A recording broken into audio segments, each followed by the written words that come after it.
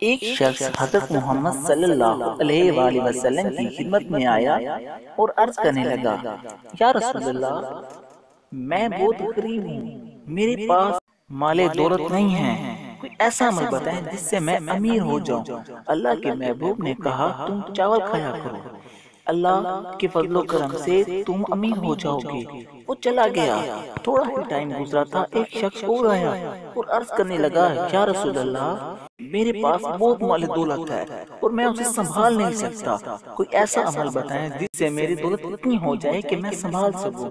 تو اللہ کے پیارے محبوب نے کہا، تم چاول کھایا کرو۔ وہ شخص بھی چلا گیا۔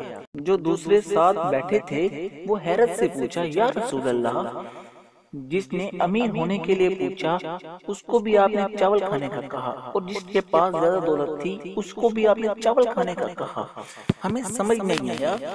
حضرت محمد صلی اللہ علیہ وآلہ وسلم نے فرمایا، اے لوگو، یاد رکھنا، جب بھی کوئی انسان چاول نکال کے کھانا شروع کرتا ہے تو اللہ کے فضل و کرم سے ان چاولوں میں سے ایک دانہ اللہ رحمت اور برکت کر دیتا ہے۔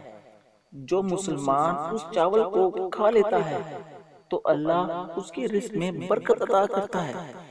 جیسے کہ پہلے والا شخص بہت غریب تھا، وہ تھوڑے سے چاول خریدے گا، پکائے گا، ایک ایک دانہ سنبھال کے کھائے گا، اور اللہ کے فضل و کرم سے وہ رحمت والا دانہ اس کے پیٹ میں چلا جائے گا اور اس کے رزق میں برکت ہو جائے گی۔ لیکن جو وہ امیر شخص یقیناً وہ چاول پکائے گا، آدھے چھوڑ دے گا، کچھ گرا دے گا، کچھ کھا لے گا، جیسے ہی وہ رحمت والا دانہ گر جائے گا تو اس کی دولت میں بھی کمی آ جائے گی۔ ایسے ہی ہمیں رزق کی قدر کرنی چاہیے۔